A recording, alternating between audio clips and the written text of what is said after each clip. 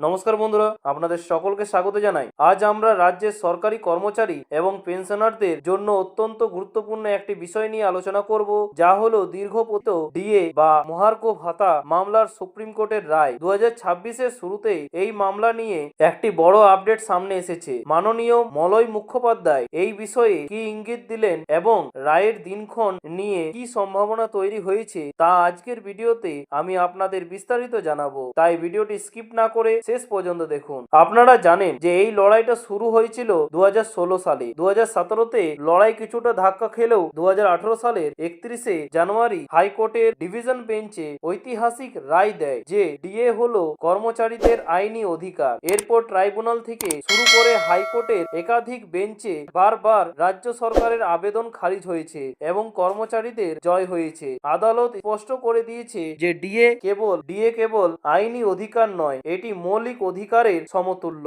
মামলাটি বর্তমানে সুপ্রিম কোর্টে বিচারাধীন। বিচারপতি সঞ্জয় কারোল এবং পি.কে. মিশ্রের বেঞ্চে দীর্ঘ শুনানির পর গত 8ই সেপ্টেম্বর 2025 তারিখে শুনানি শেষ হয়েছে এবং রায়টি রিজার্ভ বা সংরক্ষিত রাখা হয়েছে। নিয়ম অনুযায়ী দুই পক্ষের লিখিত বক্তব্য জমা দেওয়ার কাজও শেষ। এখন শুধু অপেক্ষা চূড়ান্ত ঘোষণার। কেন দেরি হচ্ছে এবং কেন্দ্রীয় ডিএর যোগসূত্র কি আসলে কি? সকলে আশা করেছিলেন যে নভেম্বর বা ডিসেম্বরে রায় আসবে, কিন্তু তা হয়নি। তবে একটি বিশেষ খবর শোনা যাচ্ছে যে কেন্দ্রীয় সরকারি কর্মচারীদেরও একটি ডিএ মামলা সুপ্রিম কোর্টে রয়েছে। আইনি মহলের ধারণা যে পশ্চিমবঙ্গ সরকারের এই মামলার রায়ের ওপর ভিত্তি করে অন্যান্য অনেক রাজ্যের এবং কেন্দ্রীয় ডিএ মামলার ভবিষ্যৎ নির্ভর করছে। সুপ্রিম কোর্ট হয়তো সারা দেশের প্রেক্ষাপট বিবেচনা করে একটি সুসংহত রায় দিতে চাইছে বলেই এই বিলম্ব। সুপ্রিম কোর্টের শীতকালীন ছুটি কাটিয়ে আদালত খুলছে আগামী 5ই জানুয়ারিতে।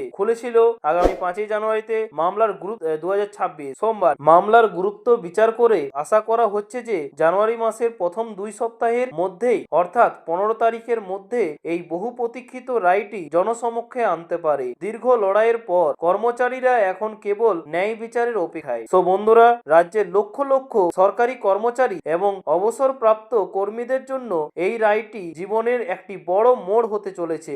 আমরা সকলেই আশাবাদী যে রায় শেষ পর্যন্ত কর্মচারীদের পক্ষেই যাবে। পরবর্তী আপডেট পাওয়ার মাত্রই আমি আপনাদের ভিডিওর মাধ্যমে জানিয়ে দেব। আজকের এই তথ্যগুলো আপনাদের কেমন লাগলো এবং আপনাদের মতামত কি তা অবশ্যই কমেন্ট করে জানান। ভিডিওটি ভালো লাগলে লাইক করুন এবং বন্ধুদের সাথে শেয়ার করতে ভুলবেন না। আর এই ধরনের গুরুত্বপূর্ণ খবরের নিয়মিত আপডেট পেতে এখনই আমাদের চ্যানেলটি সাবস্ক্রাইব করে রাখুন। ধন্যবাদ। দেখা হচ্ছে পরের ভিডিওতে নতুন কোনো আপডেট নিয়ে। ধন্যবাদ।